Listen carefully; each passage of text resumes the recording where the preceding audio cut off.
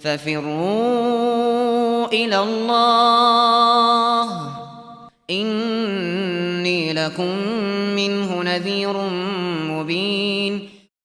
Kemudian pertanyaan yang ketiga, Ustadz, apa saja tips bagi yang akan menikah muda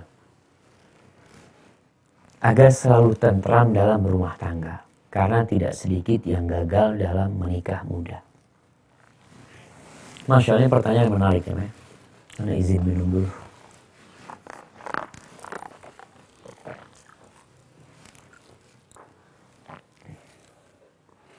Menikah muda. Rasulullah Sallallahu Alaihi Wasallam, beliau mengatakan, Ya ma'syar syabab man istata'a minkumul ba'a falyatazawwaj. Fa innahu aghaddu lil basari wa ahsanu lil farj. Faman lam yastati' fa alaihi bisiyam fa innahu lahu wija. Nabi alaihi salatu wasallam mengatakan, wahai kaula muda, barang siapa di antara kalian memiliki kemampuan, maka hendaklah menikah. Jadi kaula muda ini dianjurkan segera menikah. Yang memiliki kemampuan. Kemampuan secara finansial, secara fisik ya, mental juga. Ada kemampuan dia untuk menjadi seorang suami, untuk menjadi seorang ayah. Yang perempuan untuk menjadi seorang istri, untuk menjadi seorang ibu. Maka menikah. Yang nggak bisa, kenapa disuruh menikah? Subhanallah ya. Apabila hadis ini diucapkan di masa Rasulullah SAW, beliau mengatakan karena pernikahan itu akan membantu kamu untuk menahan pandangan dan menjaga kemaluan. Yang nggak mampu menikah karena satu dan lain hal, karena dia nggak mampu dari sisi ekonomi, atau kalau mungkin dia ya ada masalah di fisik dia, mungkin dia telah melamar sana melamar sini ditolak, atau yang perempuan juga akhirnya nggak ada yang meminta, maka puasa solusinya. Puasa itu akan bisa menahan. Cuma jadi pertanyaan tadi, bagaimana supaya pernikahan ini sukses, khususnya bagi anak-anak muda. Karena realitanya yang terlihat, banyak anak-anak nikah muda gagal dalam pernikahan. Maka yang perlu kita lakukan adalah mencari tahu kenapa kegagalan tersebut. Kok bisa mereka gagal? Karena mereka tidak siap. Orang-orang yang kuliah, orang-orang yang sekolah, SMP, SMA, kuliah, terkadang mereka memang bukan dipersiapkan untuk menjadi seorang istri, enggak. Mereka meremehkan tugas seorang istri. Bahkan di beberapa tempat, tugas menjadi ibu rumah tangga itu seakan-akan remeh. Seakan-akan menjadi seorang ibu itu tidak perlu kuliah. Yang perlu kuliah itu untuk menjadi apa? Untuk menjadi resepsionis. Itu perlu kuliah. Untuk menjadi SPG. Orang berpikir seperti itu. Untuk menjadi pekerja itu butuh kuliah. Untuk menjadi ibu rumah tangga, seakan-akan tidak butuh ilmu. Padahal menjadi ibu rumah tangga ini mencetak generasi masa depan. Yang harganya dengan gaji yang dia dapat, itu gak sebanding. Kalau dia bekerja dapat gaji 2 juta, 3 juta dalam sebulan, dia mencetak generasi masa depan ini, subhanallah. Mungkin anaknya nanti bakal menjadi pemimpin yang adil, menjadi ulama yang tidak bisa dihargai dengan duit. Jadi ini yang masalahnya. Tidak ada kesiapan dari pihak lelaki dan pihak perempuan. Maka solusinya mempersiapkan diri. Memahami bahwa pernikahan itu bukan hanya senang saja. Enggak. Nikah itu banyak masalah. Artinya seorang yang selama ini tidak punya tanggung jawab, Ana umpamanya anak muda, Ana mau keluar bebas, Ana mau masuk rumah bebas, gak ada yang tanya makan apa.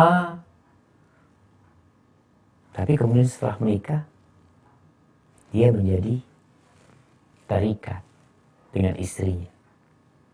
Ada kewajiban-kewajiban yang harus dilakukan. Dia berdua di rumah dengan seorang wanita yang memiliki tabiat dan karakter yang berbeda dengan dia. Dia orang Jawa Timur nikah sama orang Jawa Tengah. Orang Jawa nikah sama orang Sunda. Yang jelas ada perbedaan di antara keduanya. Wanita penuh dengan kekurangan, lelaki juga tidak sempurna.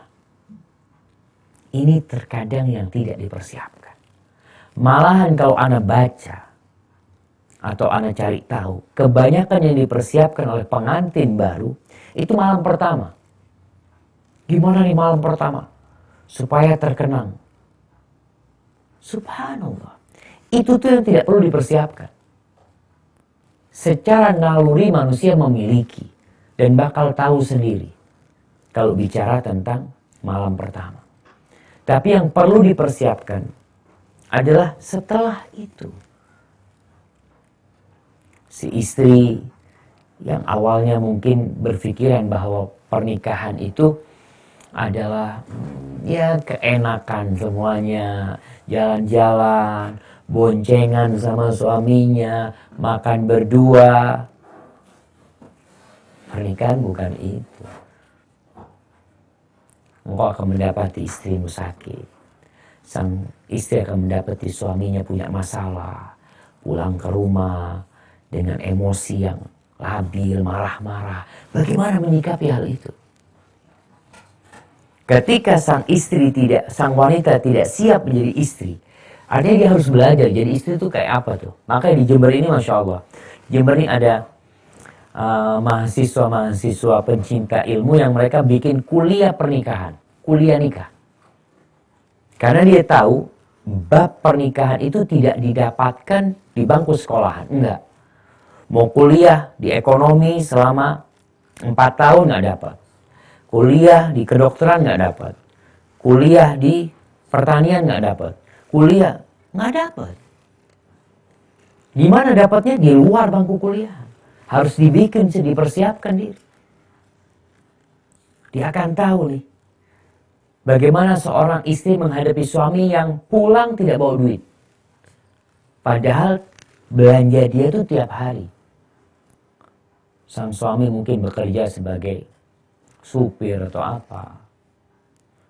Ternyata nggak dapat apa-apa hari itu. Nggak ada yang bisa dimakan di rumah. Apakah istri pulang? Bagaimana istri menyikapi suami yang marah? Apakah tahu-tahu ambil kopernya masukin pulang? Seperti itu. Makanya perlu dipersiapkan. Orang tua perlu memberitahu anaknya. Kalau memang dia tidak mendapatkan di luar, di masjid dia nggak dapat itu. Ya bikin daurah tersendiri buat anaknya. Kasih tahu, nak ini pernikahan seperti ini. Nak. Kewajibanmu ini. Bagaimana orang tua dulu jamaah ya, subhanallah. Bagaimana ada salah seorang perempuan yang dilamar oleh seorang bangsawan. Ibunya mempersiapkan anaknya. Nah, hati-hati nak. Jangan sampai suamimu lapar. Lapar itu akan membuat dirinya marah. Jangan sampai suamimu mencium aroma yang tidak baik dari dirimu. Melihat sesuatu yang tidak dia sukai di dirimu. Jadikan dirimu budak untuk dia. Dia akan menjadikanmu engkau menjadi ratu buat dia. Ilmu-ilmu kayak gini nih. Yang tidak didapat di bangku kuliahan umum. Maka perlu dipersiapkan. Kemudian memilih pasangan hidup yang akhlaknya mulia, yang agamis, itu menjadi faktor penentu juga. Hasan al-Basri rahimahullahu ta'ala ketika diajak musyawarah oleh seseorang yang bertanya tentang dengan siapa aku menikahkan putrinya. Putrinya banyak yang meminta, banyak yang melamar. Siapa yang seharusnya menjadi menantu dia, menjadi suami untuk putrinya? Apa kata Hasan al-Basri? La tuzawwij ibnataka illa min taqi. Jangan engkau menikahkan putrimu kecuali dengan lelaki yang bertakwa.